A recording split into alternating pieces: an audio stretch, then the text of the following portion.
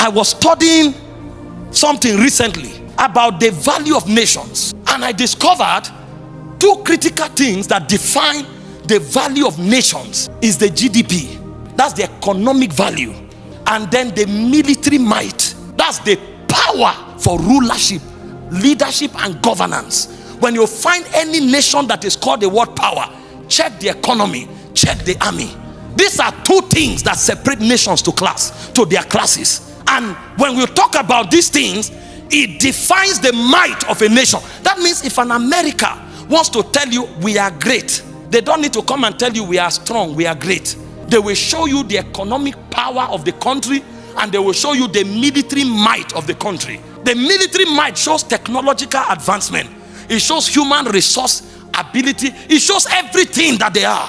And so nations pride themselves in the inventions that come out of them. And some of the most cutting-edge invention has to do with the armed forces. And when you enter the realm of the armed forces, you will discover that certain nations are more nations than other nations. In the world today, there are a handful of nations that have nuclear weapons. So if a nation has a nuclear weapon, for instance, you can't invade it, because they call it nuclear deterrence. It means you can't, when two nations that have nuclear weapon fight, it's called nuclear Armageddon. That means if you destroy me, I destroy you. All of us have the same potential. So let's better go to the table and negotiate. But if a nation does not have a nuclear weapon, you will hear the one that has intimidate them. And there's nothing they can do. They will even invite you to come to their country and make peace. And you have no choice but to go there and explain yourself like a child talking to a boss. Meanwhile, this is supposed to be a conversation of two presidents.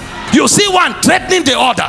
It shows might. And then when you enter other aspect of weaponry, I discovered the aircraft is one of the strongest expression of military might. There are few nations today that have fifth generation aircrafts. Fifth generation aircrafts are aircrafts that have three major capacities. Number one is called maneuverability. That means they can move like paper.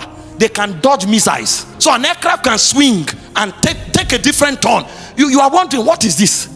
Number two is called stealth avionics. What that means is that you can't dictate them in radar.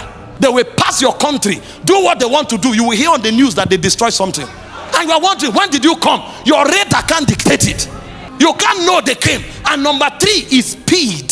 So these aircrafts can fly at the speed of Mach 2.0. That is 2 times the speed of sound. They are called fifth generation aircrafts. Russia has what they call Su-57. America has what they call F-35. F-22, B-2 Spirit bombers. So when this country want to show their power, you know what they do? They just parade it. Look around, advise yourself. This is a no-go area. Advise what? Yourself. So when you see those aircrafts, you will calm down, because two can visit your country. When they leave, it will not be the same. That's how they showcase their power. Guess what? When God wanted to showcase his power, you know what God presented? Let us make man. Let us make man. In man is the wisdom of God. In man is the glory of God. In man is the power of God. So when we show up in the spirit realm, we can cast out devils. The Bible said the manifold wisdom of God is demonstrated by the church. See, no creation called God a name. Only the angels, and what they called him was holy. Holy is not a name. It means you are in your own class. But when we came, we said Jehovah Shammah, Jehovah Nissi, Jehovah Jireh, I am that I am, El Elyon. And the angels are wondering.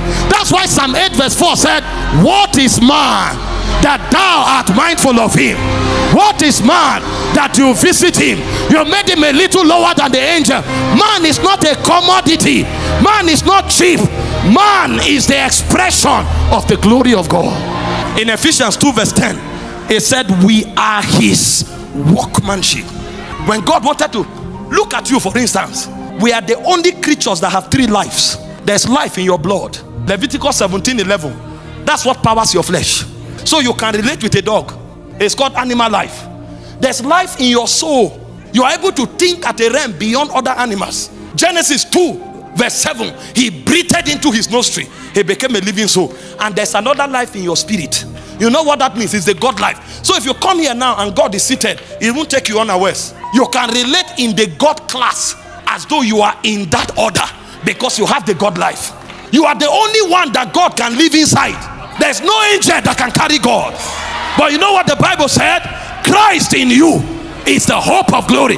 The fullness of God can dwell in you. He said, I have put eternity in their heart. What is man